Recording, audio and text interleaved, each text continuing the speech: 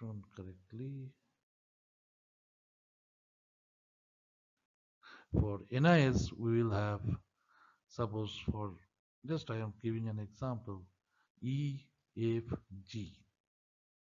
Okay, then because these E, F, G are actually the square of that division, that deduction. So this will be square rooted, and this will give D minus subscript 1, D superscript minus subscript 2, D superscript minus subscript 3. Is it clear? When you deduct positive ideal solution from each of the value of A, B, C, or all the alternatives, for C1, we denote them as they are positive ideal solution. So I denote them as plus, and the subscript gives the alternatives. So D1, D2, D3 means 3 alternatives. If there are D4, there is 4th alternatives. And when you deduct NIS from each of the value of the alternatives from both C1 and C2 and square it, then we denote it as EFG. And once we square root EFG, we get the value of D, but superscript minus. And subscript the alternative number, superscript minus alternative number in the subscript. So that is so. When this is minus, it is NIS. When it is plus, it is BIS. Okay, so this is clear. Now we'll move to the next and the last slide. What is that? How to calculate the closeness coefficient. This is important because with the help of closeness coefficient, we sort the alternatives, and higher the closeness coefficient, better is the selection.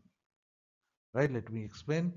I have already explained how to calculate D subscript I superscript minus. That means this is the EFG. This is the EFG. After square rooting EFG, you will get this DI minus.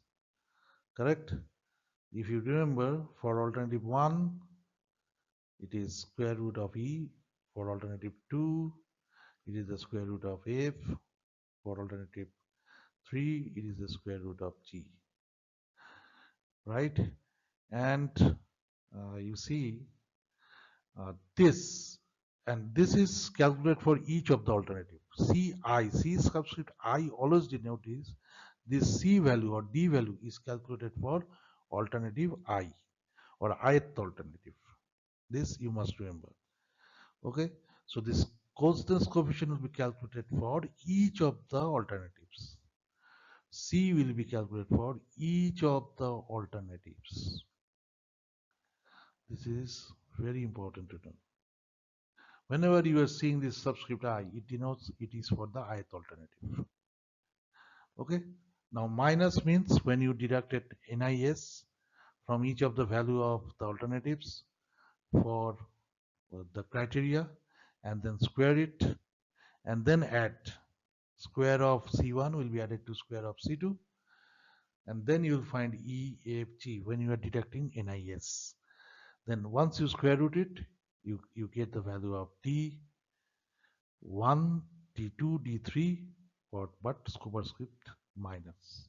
But when you deduct the PIS, you will get superscript plus, but subscript 1. This is already discussed in the previous slide, right? See. Now this D plus, D minus, this is nothing but these values, right? So this DI plus DI minus means root over A plus root over E.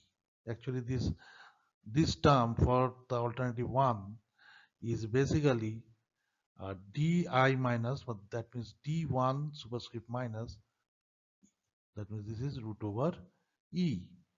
And this DI plus superscript plus means D1 superscript plus, that means this value.